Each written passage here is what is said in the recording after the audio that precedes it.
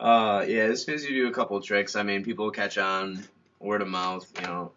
Try not to be the dancing clown, unless that's what you really want to be. I probably should have stopped while I was ahead. This cute girl came in, and I did pressure with her phone, like, to her, and then I did the invisible back. Only 2 tricks, but those are Very, very powerful tricks. of the most powerful stuff. And she was just like wanting to see more and wanting to see this whole magic show. And then so later in the night, I don't know if I killed it, but I heard her say like, "Oh, he's the most interesting person I've ever met," and she'd only talked to me for like 10 minutes. And so you guys, I turned myself like into the dancing clown, and then she kind of went off and did something else. The circus animal. So be careful with like what you want to do with magic. And maybe, I mean, if you're going to meet girls, I don't know why you would, but you know, you do have good opportunities to meet very, very beautiful women. I told them, I said on Facebook, I was like, I might make a video specifically dedicated to using tricks just to meet and interact with. Maybe you should have attractive women. Maybe you should have done 1 or 2 tricks, and then when they're like, you know, let me see more, and then you be like, you think that's interesting? Wait till you see me in bed. Or something. Maybe not that. Don't do that. That's just off the top of his head. But there's very powerful tricks to interact with girls, and the kiss trick and sealed with a kiss, and the ambitious card. The kiss trick is pretty funny. The ambitious card, you can have them put their number down. Oh, I went to do pressure, and there was a girl sitting there. I was like, "Here, give me your phone really quick." She gives me her phone. We got this on film too.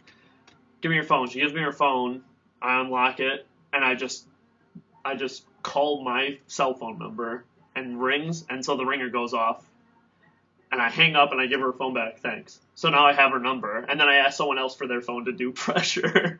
Wow. So, like, there's just cute little funny, cocky stuff that you can do like that to be entertaining and still, like, have your respect of the magician, but still be appealing to, like, who is this guy?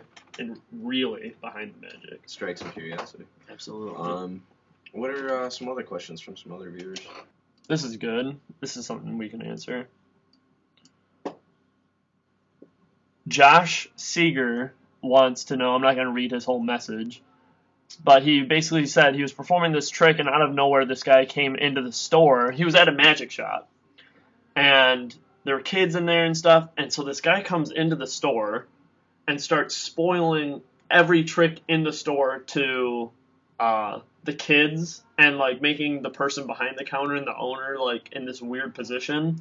So Josh was just like, what do you do when some guy comes up to you while you're performing a trick and spoils it for everyone and just won't leave you alone? Well, you can work some comedy into that, and I mean, if you're good and you have snappy comebacks, you know, you can kind of get the guy to back off. You know, that sucks when people do that shit. I mean, guys.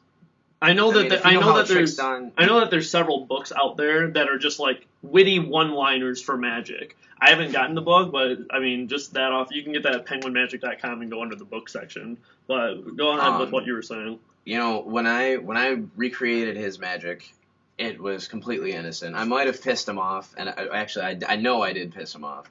But I mean, I didn't go out of my way to try to spoil it. I found it interesting. I wanted to, I was jealous. I was like, damn, that's really sweet. I wonder how he does it. And I went home and I'd research it, figure it out, try to make my own. That was innocent. Yeah, it was kind of a spoiler, but it's not like he was coming up to me and being like, oh, he's got a magnet and some trick coin and it's going up his sleeve. Look at his sleeve. So you guys have to realize there are dicks out there. There are a lot of people that are just out to. They're just not happy with life. And I let that ruin magic for me for about 2 or 3 years because people would learn my tricks. And I think one of the best ways to combat it is to keep learning new tricks. And you'll keep yourself interested in the art form. And that's what's been happening to me recently. I've been learning so many new stuff. And so then you'll have all these like new tricks that people are constantly evolving and coming out with. And it's gonna do wonders for you when you do stuff that people haven't seen before. So if you show something that people have never seen before, they're not going to be able to spoil it for everyone else. But one-liners or stuff that I would say is, I've had people say, oh, he's doing a double lift, or he's doing a break. That's what people are saying. And if you're around someone who knows the terms double lift and break, then they're obviously kind of an insider in the whole magic lingo realm. And so you know, okay, well, then I'm not going to be around them to show them tricks anymore. Yeah. Try to isolate your audience, if possible. Look, the bad thing is about places like the mall. It could be a good thing too. I mean, you're gonna start off with 2 or 3 people. You're gonna do a magic trick. Everybody's gonna go, "Oh my God, that's crazy! Do it again." You're gonna come out with another one that's gonna attract more people. I mean, that's a good way to build your comfort too. Is a public area. If somebody calls you out on it, just move to the next trick. Move to something they don't you don't think they would know how to do. You'll be surprised that when you get more audience members and more people watching, the more comfortable you are. Yeah, you might have the shakes going on a little bit, but that's good. You want to get out of your comfort zone. The only way to learn and get better is to get out of your comfort zone. Plus, as soon as you get that good feedback, like you just pulled that trick off, and they had no idea how you did it. You know how you did it, obviously. But as soon as you get that feeling, like I just deceived them, like.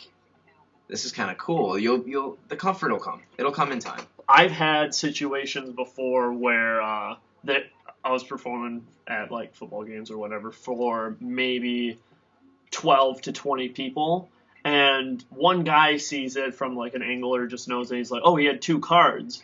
But what's happening deep down is no one really like registers that, and they don't even care what that guy has to say. If he has 2 cards, like. You can just move on to the next thing, and no one's going to lose any respect for you because, like, perception is belief. And so, like, if they saw it, it's going to be much easier if some guy is trying to spoil it and you have a crowd of, like, 30 people or, let's say, 10 people. And one guy is just like, oh, he was doing a double lift.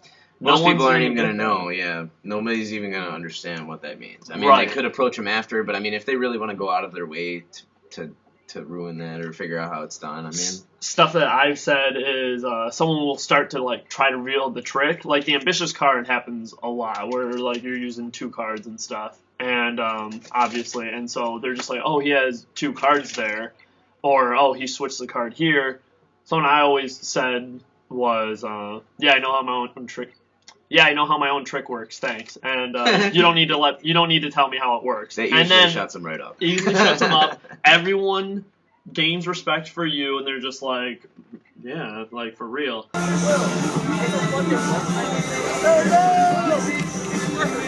you go! Whoa! I know how to do that. Let me show you. You don't like that?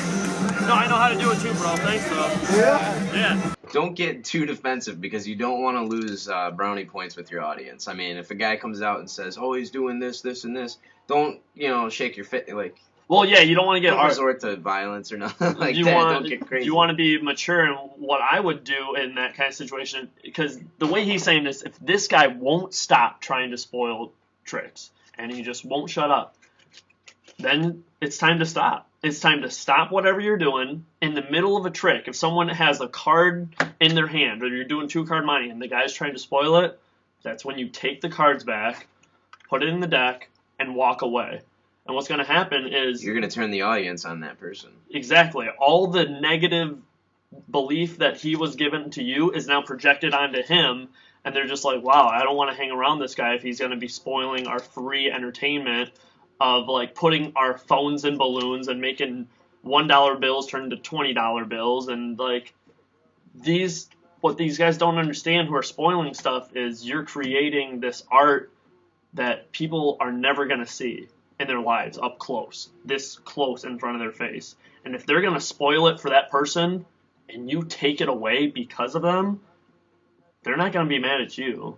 They're going to have they're going to gain a lot of respect for you. And, everybody's going to turn like, what the hell? Why would you do that? Now we can't, now we can't enjoy this. And they're going to try to get rid of that guy.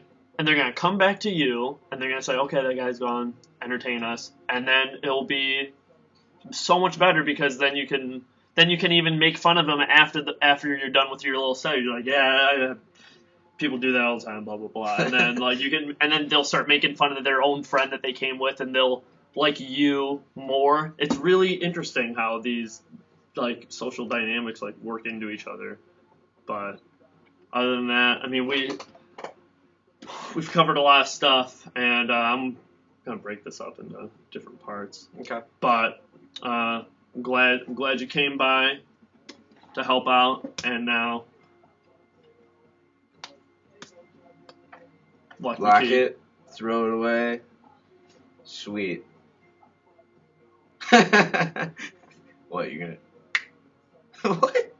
There you go.